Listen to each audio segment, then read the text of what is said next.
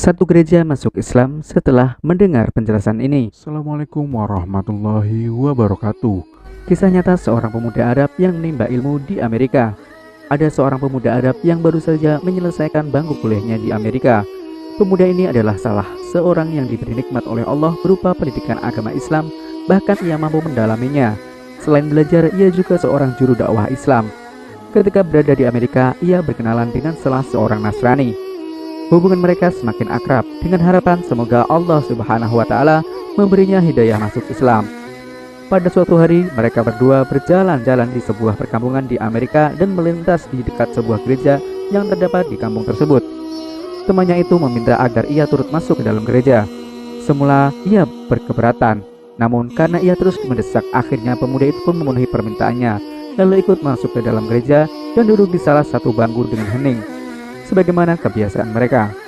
Ketika pendeta masuk, mereka serentak berdiri untuk memberikan penghormatan lantas kembali duduk. Di saat itu si pendeta agak terbelalak ketika melihat kepada para hadirin dan berkata, "Di tengah kita ada seorang muslim. Aku harap ia keluar dari sini." Pemuda Arab itu tidak bergeming dari tempatnya.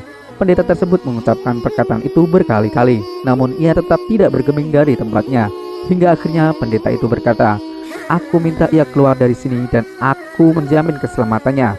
Barulah pemuda ini beranjak keluar. Di ambang pintu ia bertanya kepada sang pendeta, "Bagaimana Anda tahu bahwa saya seorang muslim?" Pendeta itu menjawab, "Dari tanda yang terdapat di wajahmu." Kemudian ia beranjak hendak keluar, namun sang pendeta ingin memanfaatkan keberadaan pemuda ini, yaitu dengan mengajukan beberapa pertanyaan.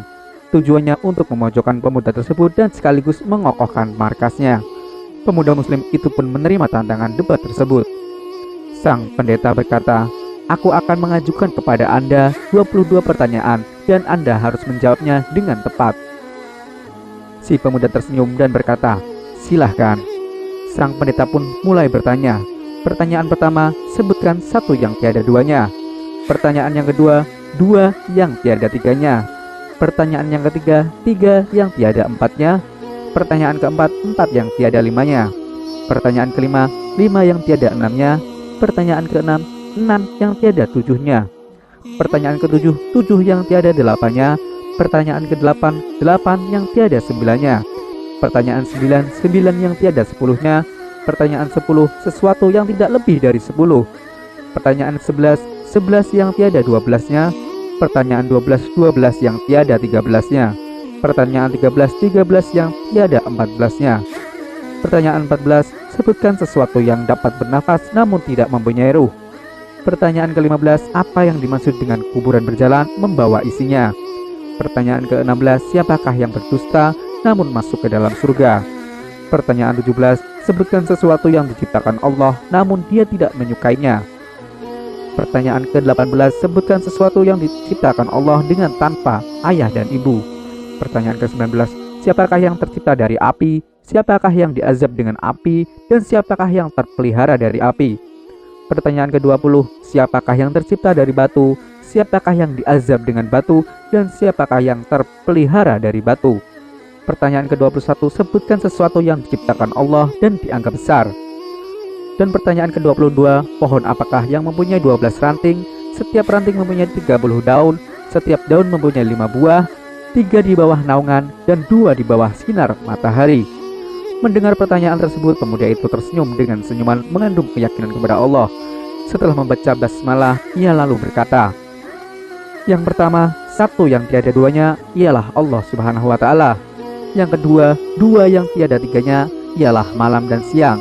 Allah Subhanahu wa Ta'ala berfirman, dan kami jadikan malam dan siang sebagai dua tanda kebesaran kami."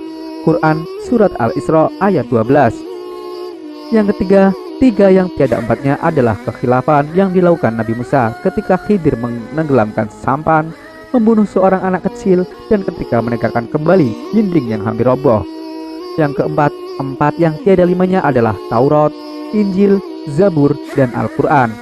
Yang kelima, lima yang tiada enamnya ialah sholat 5 waktu. Enam yang tiada tujuhnya ialah jumlah hari ketika Allah Subhanahu wa Ta'ala menciptakan makhluknya. Yang ketujuh, tujuh yang tiada delapannya ialah langit yang 7 lapis. Allah Subhanahu wa Ta'ala berfirman, yang telah menciptakan 7 langit berlapis-lapis, kamu sekali-kali tidak melihat pada ciptaan Rob yang maha pemurah sesuatu yang tidak seimbang. Quran Surat Al-Mulk ayat 3. Yang kedelapan, yang tiada sembilannya ialah malaikat pemikul arsy Ar-Rahman. Allah Subhanahu wa Ta'ala berfirman, dan malaikat-malaikat berada di penjuru-penjuru langit, dan pada hari itu 8 orang malaikat menjunjung arsy Rabbmu di atas kepala mereka. Quran Surat Al-Haqq ayat 17. Yang kesembilan, yang tiada sepuluhnya adalah mukjizat yang diberikan kepada Nabi Musa. Tongkat, tangan yang bercahaya, angin topan, musim paceklik, katak, darah, kutu, dan belalang.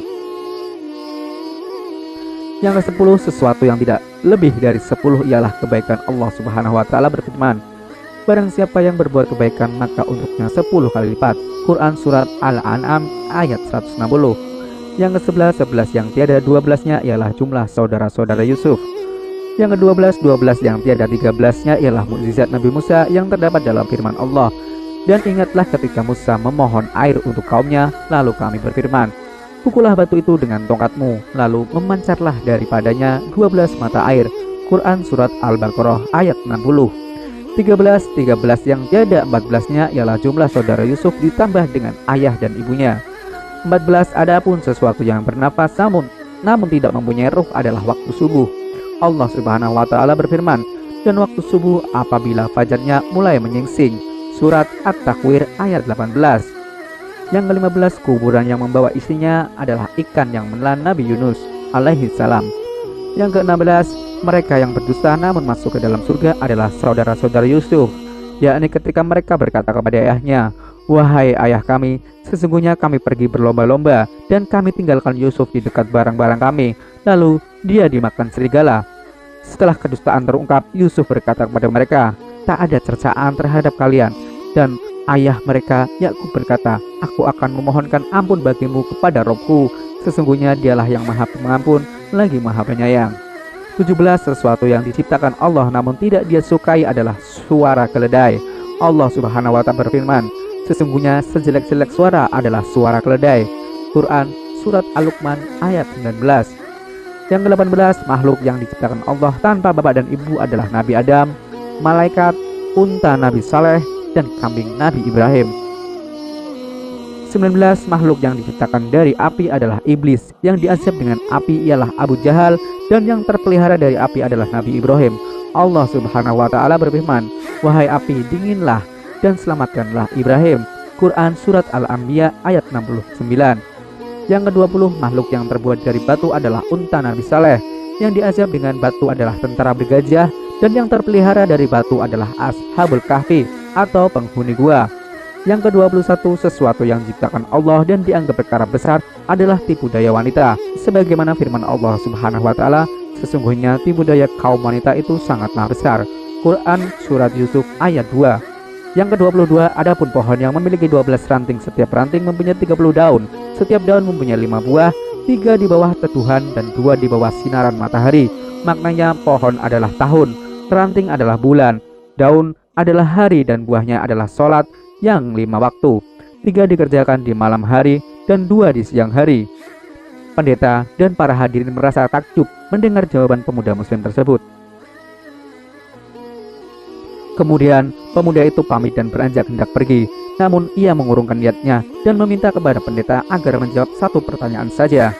Permintaan ini disetujui oleh sang pendeta. Pemuda ini berkata, apakah kunci surga itu? Mendengar pertanyaan itu, lidah sang pendeta menjadi keluh, hatinya diselimuti keraguan dan rona wajahnya pun berubah. Ia berusaha menyembunyikan kekhawatirannya, namun hasilnya nihil. Orang-orang yang hadir di gereja itu terus mendesaknya agar menjawab pertanyaan tersebut, namun ia berusaha mengelak. Mereka berkata, Anda telah melontarkan 22 pertanyaan kepadanya dan semuanya ia jawab, sementara ia hanya memberimu satu pertanyaan, namun Anda tidak mampu menjawabnya. Pendeta tersebut berkata, sungguh aku mengetahui jawaban dari pertanyaan tersebut, namun aku takut kalian marah. Mereka menjawab, kami akan jamin keselamatan Anda. Sang pendeta pun berkata, jawabannya ialah, asyhadu an la ilaha illallah wa asyhadu anna Muhammadar Rasulullah. Lantas sang pendeta dan orang-orang yang hadir di gereja itu memeluk agama Islam. Allahu Akbar.